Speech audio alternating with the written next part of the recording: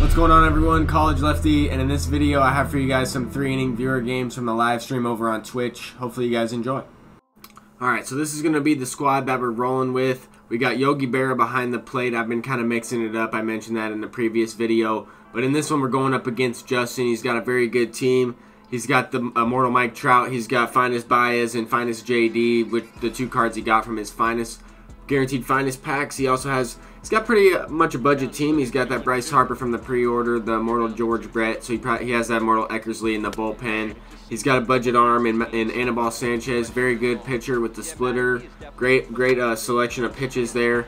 And this is what I do kind of as I made World Series already. If you guys want to check out my previous videos, I'm at like a 975, 970 something rating, 973 I think it is if I'm not mistaken. But I try to get as many viewer games in as I can at the end of the month. I've probably gotten about 10 streams of just viewer games and 3-inning games on Legend, which is what these are. As JD Martinez sends one deep there for a home run. He's an amazing card. I got away with a pitch there to facing Bryce Harper. But anyway, what I was saying is I really like to play you guys, the people that support the channel, follow over on Twitch or subscribe here on YouTube. I really enjoy playing you guys. So definitely follow me over there, and we'll get a chance to play as the new season starts off in January here. In a few days, I will be getting into ranked seasons and making a push towards World Series for January. I'm curious to see what rewards are for that, but I think they're going to be more Finest cards, maybe another guaranteed, maybe a couple of them. I don't know, but we might see another flashback card. We might see another event out here coming in like a week or so. I'm curious to see what happens with the game the last two or 3 months of the game cycle before MLB 19 comes out. But here I broke the game open a little bit, but he brought in Dylan Betances. Now Roberto Osuna is in there, but Betances got a little bit wild and kind of walked a couple guys, and then getting a base knock there with Lindor. Yogi Berra follows up with another base knock. 5-1 game. I'm not really sure what happened here. We made the play here with Kyle Schwarber, and then I believe we got into kind of it just froze. I'm not sure if we lost connection. I'm not sure what happened. But anyway, we get into the next game here, going up against Jacob, and this was a matchup from the previous game. It was a rematch from the previous stream, actually. We played kind of the same matchup. I had Oral Hershiser against Phil Niekro, and then I took out Oral Hershiser. I put in Jake Arrieta. We drew the same pitchers once again. So we're going up again head-to-head, and I started off the game with a walk. I was kind of having a tough time throwing some strikes there in the first inning with my starting pitcher in these Legend games. I know for 9 innings it plays a little different with the stamina and everything, but for whatever reason, that was the trend in the live stream over there, and I've been giving up a lot of runs recently. The last couple videos I posted, I gave up a lot of home runs. I titled it Moonshots, and that's kind of what it was. I was giving up early runs in almost every game here, but I was able to hit a little bit better in this last stream from this video, and I was able to tie up the game. I got off to a kind of a hot start, hitting a few homers in the first one, scoring some runs there. I thought I was on that ball with JD Martinez. I just didn't pull it down the left field line. But definitely hitting the ball a little bit better in this video. In the previous couple videos, I was under a lot of pitches, popping up to the infielders, popping up to the catcher. Here, I didn't think he was trying to steal. I think he mentioned that he accidentally stole there. Yogi Berra throws him out. It's unfortunate. It's tough that when you give away outs in a 3-inning game, it makes it tougher. That pitch kind of teleported there, that slider. Couldn't really swing at it, just struck out looking. Didn't really know what it was. I thought it was a knuckleball, to be honest. But I don't really mind facing Phil Niekro. He's very challenging, which I think is why I don't mind facing him. I have fun facing the challenge, and I think it's a lot of fun when we match up against knuckleballers in viewer games. I did at one point use Louis Tiant and Phil Niekro myself when they first came out, and I tried them out against you guys in viewer games. So now that I face them, it's almost like a taste of my own medicine, so it's alright. I'm nothing against Jacob and using Phil Niekro. I actually had a lot of fun in the challenge trying to face him, and he hits a home run there with Ken Griffey Jr. to go up 2-1 in the top of the 3rd inning, and I'm down to my last 3 outs. In the last couple times we played, it seems like there's been infield base hits, balls off the pitcher, weird plays left and right. I mean, the way that this game has played, or a few of these games have played on Legend in viewer games have been pretty interesting, intense, whatever you want to call it. They've been pretty funny at times, just a little bit crazy. Here he gets the double play ball, but Griffey beats it out. I had Piazza advancing to third base there. I went ahead and pinch hit him for Yogi Berra because he did have a lefty on the mound. Piazza should be able to get to home plate on this sac fly. I will have a chance with Babe Ruth coming up to take the lead and walk it off in the bottom of the third inning. However, I was unable to do that, so I advanced into the bottom of the fourth inning. We play one extra inning in the viewer games, and JD Martinez starts it off with a walk there.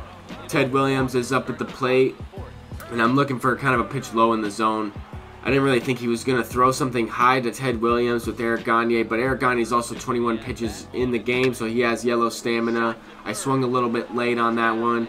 And, I mean, Jacob just was getting unlucky. He walked a couple guys, and that was really the only way I was able to tie up the game. And then now I have a chance to take the lead with a guy that got walked. He walked Chipper Jones to face Lindor, hits a ground ball to second base, and his second baseman tags out Chipper Jones before making the throw to home plate there. Kind of just an unlucky play. Weird way to walk the game off. But now we're going to get into the last game of the viewer stream, or the viewer game live stream, going up against Ant. He's got a great team. He's got that Oral Hershiser on the mound, facing Max Scherzer once again. I find that I get this Max Scherzer quite often on the mound, even in ranked seasons, more so than like a number 2 pitcher in the rotation, number 3 pitcher in the rotation. So I wanted to make sure that I had my rotation right, because I seem to draw the ace, the number 4, and the number 5 pretty often. At least that's what I've been noticing as of lately. But anyway, we got Max Scherzer on the mound. I gave up a leadoff home run there. I threw a hanging curveball. This ball gets through the 4 hole there with Babe Ruth missing it. That's gonna bring up Albert Pujols with 1 out in the inning. I brought in Bruce Sutter out of the bullpen, and I really hung that splitter. I've been hanging a lot of pitches over the middle of the plate. He smashes it out dead center. Wasn't able to get there and even attempt to rob with Griffey in that situation. But now we have Ken Griffey Jr. up ourself. He's leaving a changeup up in the zone, hitting it out with Ken Griffey Jr. there to give us at least 1 run back, trying to put together a rally, try to come back in this game at some point. He ended up walking my created player, bringing up Babe Ruth, and a curveball low and away. Babe Ruth goes with it, ties up the game at 3-3, and that's huge against a good player like Ant. I mean, I know he's a World Series guy, 12-0 BR player. Brings up JD Martinez, and in a 3-2 count, I'm looking to hit. I'm not trying to walk, but I will take the walk, of course. I mean, no outs in the inning yet. And now I have Ted Williams up at the plate. He throws a splitter low with Rob Ned, and that's crushed for a 2-run shot, putting us up 5-3.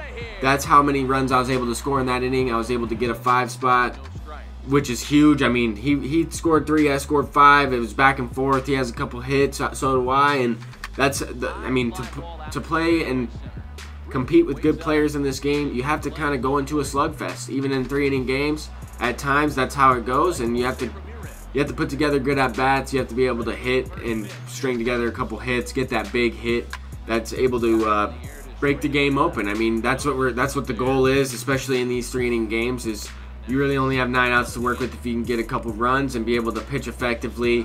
At least spot up, throw strikes, and I mean, not throw everything right over the middle, but if you're getting good feedback, you can get away with a couple pitches on Legend as well, because the opponent does have to be pretty precise on their swing, unless the pitch is just completely messed up, and I did that a few times throughout the game or throughout the stream. It's going to happen. I mean, that's why I think Legend difficulty is a lot of fun. It's a really tough challenge to play on consistently, and trying to, I mean, there he hits it hard, just right to him.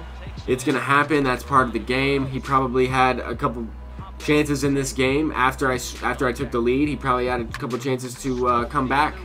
And I don't know how this was a home run. I kind of just laid it inside out swing with Ken Griffey. If he had early feedback on the pitch, that's the only thing I can think of that would help me out in that situation, in that just late swing. But that he brought in Dennis Eckersley, and JD Martinez is sending one out as well. That was right off the top of the wall. That JD Martinez just hits everything hard as long as you get the bat on it. PCI doesn't really have to be quite on it. Just his swing is so nice that if you just barrel it up with that JD and his stats, that ball's gonna go somewhere. This one went right to him, right to Ted Williams. I barreled it up. That's gonna happen, man. I mean, some of my outs are going to be lineouts in this one. Some of them are going to be messed up swings and jam shots. It happens. He's not done yet, though. He's hitting one out with Ken Griffey Jr., and that puts it to 7-4. He's got a chance to put it within one swing right here, one out. I threw a hanging curveball, and I got lucky there. He hit it to third base. That's going to be a double play to end it there. I was unable to get all the games in there, and there was a few more that will be included in the next video. That will be part 2 to this one. Thank you guys for watching. Please leave a thumbs up, and I'll see you in the next one. Peace out.